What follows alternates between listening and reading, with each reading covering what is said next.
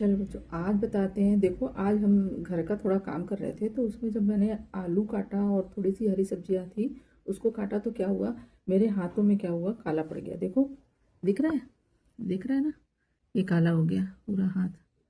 ये दिख रहा है, ये अंगूठा देखो, ये अंगूठे के पूरा देखो ये काला पड़ गया हुआ है, यहाँ पड़ गया है, ये हाथ के ऊपर यहाँ पर जहाँ पर थोड़ा सा ये देख रहे हो, ये सब काला पड़ गया मेरा हाथ। तो हमने सोचा कि ये देख रहे हो ये काला पड़ गया है ना। तो ये सब चीज़ें जो होती हैं, जब हरी सब्जियों को हम काटते हैं या आलू काटा, आलू को कुछ देर खुला रख दिया या सेब को काट के खुला रख दिया या बैगन काटा, बैगन को काट के खुला रख दिया, तो कुछ देर बाद ये काले पड़ जाते हैं। और जब हम हाथ से आलू काटते हैं या साग काटते हैं तो ये होते हैं, हमारे हाथ भी काले पड़ जाते हैं। तो ये क्यों होता है, आओ इसके पीछे की साइंस बताते हैं, ठीक है। तो देखो जैसे ये हमारे पास ये आलू था, ये आलू हमने काटा और तो हमारा हाथ, और कुछ साग थे जो साग हमने बना लिए, उसको काटा, मतलब हरी सब्जी थी, काटा तो मेरा हाथ पूरा काला हो गया। तो हमने सोचा कि ये योग आपको लोग को बताते हैं कि देखें इसमें साइंस क्या है, किस कारण से ये काला हुआ। तो ठीक है, तो देखो इसमें जो आलू में या किसी भी चीज़ में, जो साग में क्या पाया जाता है, एक एंजाइम पाया जाता है जिसको बोलते हैं PPO, यानी कि पॉलीफिनॉल ऑक्सीडेज। ये एंजाइम क्या होता है, हवा के संपर्क में जब आता है तो हवा से रिएक्शन करता है और एक चीज़ बनाता है मिलेनिन।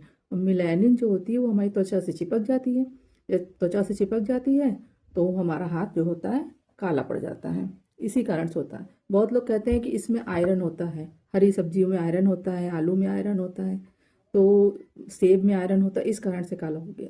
लेकिन ऐसा नहीं है, आयरन से नहीं होता है ये एंजाइम जो होता है इसके कारण से होता है। अगर आयरन से होता तो जो हम अनार होता है, अनार में तो बहुत आयरन पाया जाता है, अगर हम इसको हम काट के रख देते हैं तो ये तो काला नहीं पड़ता है।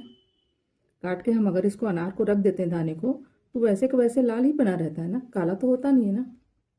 तो ये आयरन के कारण नहीं होता है, ये किसके कारण होता है, पॉलीफिनॉल ऑक्सीडेज के कारण। ये एंजाइम जो होता है ये हवा के संपर्क में यानी ऑक्सीजन से क्रिया करके मिलेनिन बनाता है, और मिलेनिन जो होता है हमारी त्वचा से चिपक जाता है जिसके कारण से हमारा हाथ काला हो जाता है, ठीक है। तो इसमें किस तरह की रिएक्शन हुआ, केमिकल रिएक्शन हुआ। एक तो इसमें हुआ एंजाइमेटिक ब्राउनिंग, इसको क्या बोलेंगे, एंजाइमेटिक ब्राउनिंग। इसमें क्या होता है, भूरा या काला पड़ जाता है। एंजाइम जो होता है PPO वो रिएक्शन करके काला या भूरा रंग बनाता है जो हमारे हाथ में चिपक जाता है, ठीक है। इस कारण से ऐसा होता है। इसको हमको छुड़ाना हो, काला हमारा हाथ हुआ है ना, इसको छुड़ाना हो तो क्या करेंगे, इसमें या तो नींबू रगड़ना पड़ेगा या तो सिरका। तो देखो मेरे पास जैसे ये है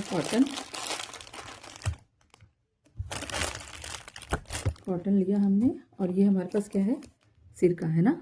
तो सिरके को हम अगर कॉटन से मिला के अपने हाथ पे रगड़ेंगे तो देखो मेरा काला रंग इसका हाथ का छूट जाएगा। ये हुआ, देखो ये है ना, ये हमने देखो हल्का हो गया, धीरे धीरे करके ये पूरा हाथ का हमारा जो जितना भी काला रंग है ये छूट जाएगा, पूरा का पूरा एकदम साफ हो जाएगा। देखो जैसा था ना, एकदम त्वचा एकदम पूरी साफ हो गई। तो ये केमिकल रिएक्शन जो हुआ इसके कारण से हमारे हाथ का ये काला रंग छूट गया, ठीक। तो देखो काफ़ी साफ हो गया। और ये ज़्यादातर जो जिसकी स्किन संवेदनशील होती है ना उसी में होता है, बहुत से लोगों को नहीं होता है, बहुत उनकी स्किन सही होती है, उनके ऊपर रिएक्शन का कोई असर नहीं होता। लेकिन जिसका हाथ थोड़ा संवेदनशील होता है या त्वचा संवेदनशील होती है, खासतौर पे नाखून के किनारे उनारे पे ज़्यादा ये काला होता है। और उसके बाद ये हम सिरका लगा लेंगे, नींबू लगा लेंगे तो हमारा हाथ फिर से वैसे के वैसे हो जाएगा।